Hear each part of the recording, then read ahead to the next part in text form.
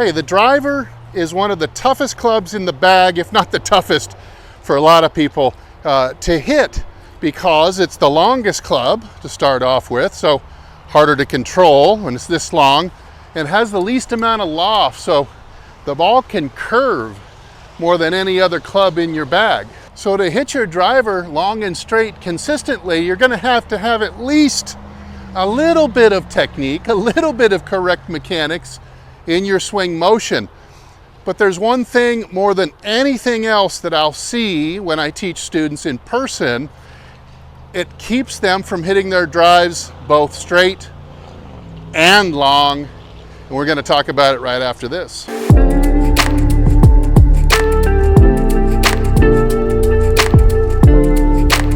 Hey, this is Steve with HitItLonger.com. I hope you get enough value out of this video where you'll go hit that subscribe button. Do it. Do it if you like this video. Do it. So I think maybe the root cause of all of these driver problems is golfers needing to see that club coming into the back of the ball on a straight line. What this ends up causing them to do is pick the club up above the plane too vertically. So they figure if I take it back straight and I return straight, so this would be the shape in order for me to do that.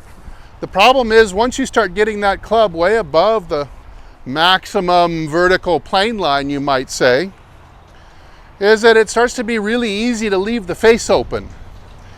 And then you get into this crazy negative cycle where the face is open, you start getting more and more scared that the ball is going to go to the right, and so you start swinging even more left to keep the ball from going right. The club gets even more vertical, the face gets left more open. Of course, it would be terrifying to do the opposite, but that's exactly what we've got to embrace. We've got to start with the notion that especially the driver, it's the longest and flattest lying club in your bag.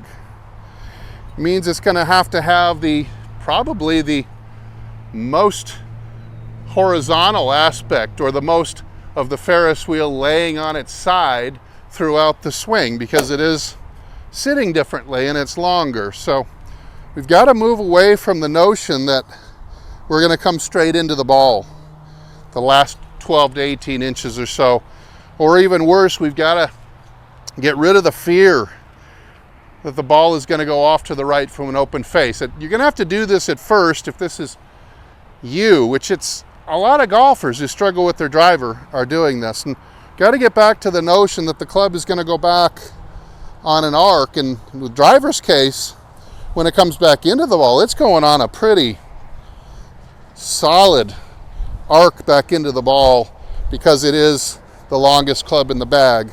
So that thing is coming back from here. Feels like it's going way to right field right at this point.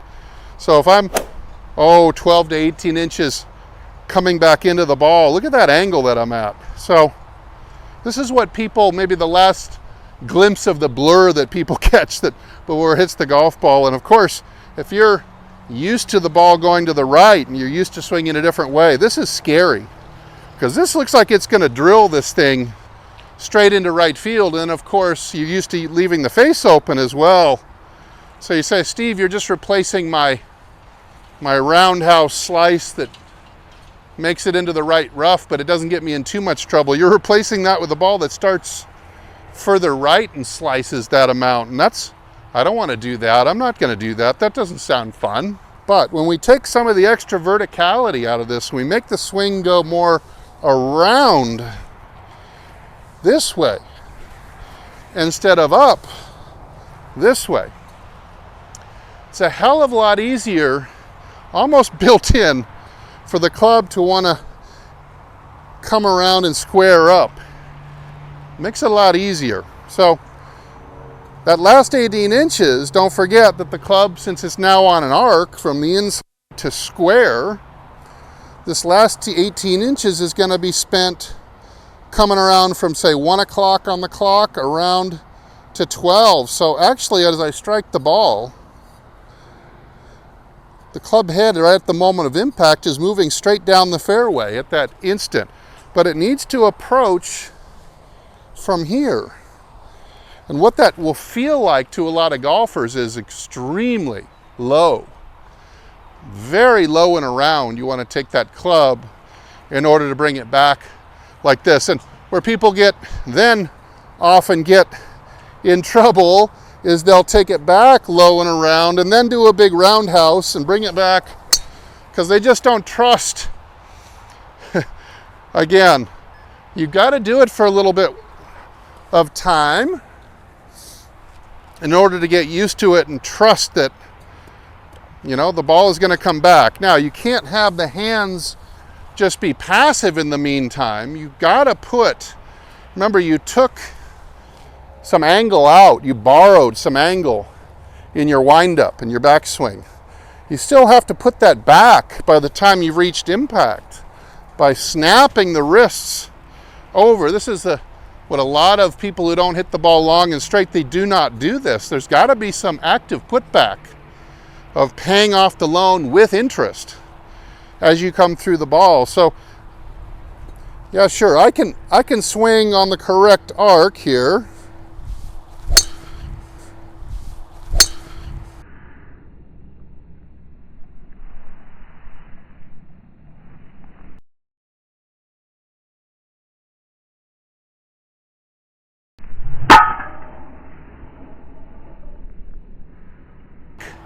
What I took out, that ball had a beautiful 2-yard draw to it.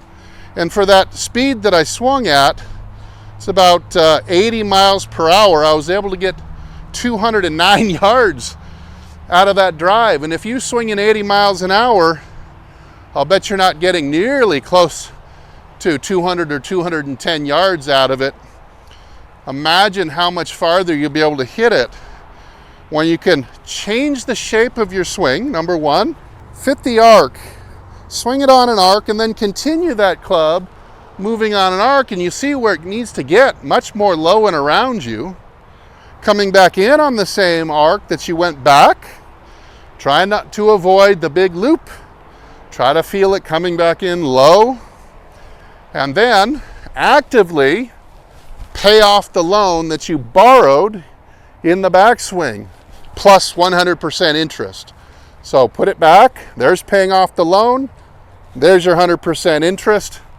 Have that be as free as possible. So once you can do these two things, and that's swing it back more on the arc, put back the loan, just like this. That is the same exact shot, just a little bit faster. Super highly efficient stroke. That's about 93 miles per hour to make the ball go 264 yards. How many of you are swinging 93 miles an hour or so and not getting that kind of distance? You want to check these two things.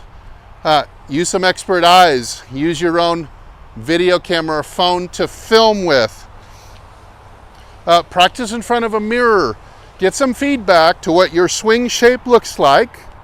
And if you are bringing it back in, around the arc from the inside, squaring up, paying back the interest with the hands by actively snapping them, whipping them supplely, loosely, relaxed, explosively.